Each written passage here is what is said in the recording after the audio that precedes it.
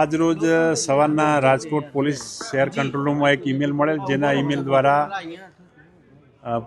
ઈમેલમાં જણાવેલ કે court building, નવી કોર્ટ બિલ્ડિંગને બોમ્બથી ઉડાવી દેવાની ધમકી મળેલ છે. જે ધમકી અનુસંધાને કંટ્રોલ ઇન્ચાર્જે, પોલીસ કંટ્રોલ ઇન્ચાર્જે એસઓજી, બીડીડીએસ, બોમ્બ સ્ક્વોડ તેમજ ડોગ સ્ક્વોડ તેમજ ઉપરી અધિકારીઓને જાણ કરેલ ને તે તમામ ટીમો અત્રે નવી કોર્ટ બિલ્ડિંગ ખાતે આવી ગયેલ અને તેના આધારે જજ સાહેબને, મેઇન સેશન જજ સાહેબને જાણ કરતા સેશન જજ સાહેબની સૂચનાથી તમામ કોર્ટોનું કામકાજ બંધ કરવામાં આવેલ છે અને તમામ વ્યક્તિઓને બહાર મોકલી દેવામાં આવેલ છે.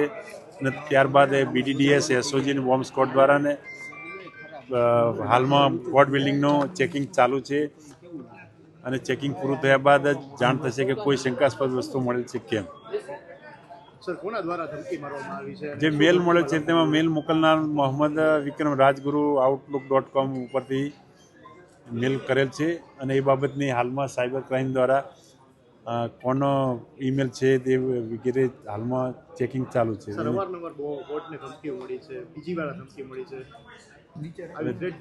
ધમકીઓ આવી થ્રેટ મળવાથી પણ આપણે તો પણ એને ઝીણવટભરી રીતે લઈ અને એને પૂરેપૂરી ચેક કરી અને કાર્યવાહી કરવી જોઈએ.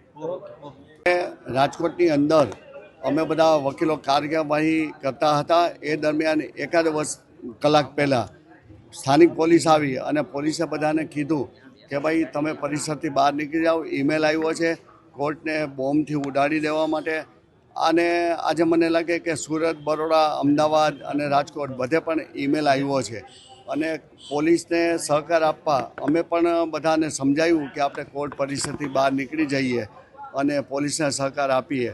એટલા માટે થઈને મને લાગે 1000થી વધારે વકીલો હતા, એ વકીલો કોર્ટ પરિસરથી બહાર નીકળી ગયા અને 3000થી 4000 અસીલો આવ્યા હશે, શાહેદો આવ્યા હશે, એ પણ કોર્ટ પરિસરથી બહાર નીકળી ગયા. અને આ બોમ્બની કાર્યવાહી જ્યાં સુધી ન થાય ત્યાં સુધી આ તો ઠીક છે કે કોર્ટ પરિસર, પણ અત્યારે અડધો કિલોમીટર દૂર અમારે ગેટ છે, ત્યાંથી પણ પોલીસે કીધું અહીંથી પણ દૂર થઈ જાવ. એટલે બધા વકીલો અને અસીલો ત્યાંથી પણ દૂર થઈ ગયા છે. અને આમ જુઓ તો આખા દેશની અંદર કરોડો અને ગુજરાતમાં લાખો કેસ પેન્ડિંગ છે. આજની એક દિવસની કાર્યવાહી અટકી ગઈ તો એના માટે થઈને કેસ પેન્ડિંગ છે એમાં પણ વધારો થશે અને આવી વારવાર ધમકીઓ મળતી રહે છે. એના માટે સરકારે પણ યોગ્ય કાર્યવાહી કરવી જોઈએ. ટીખળ કરતા હોય કે કાયદેસર ધમકી આપતા હોય એને પકડી અને યોગ્ય નસીહત આપવી જોઈએ.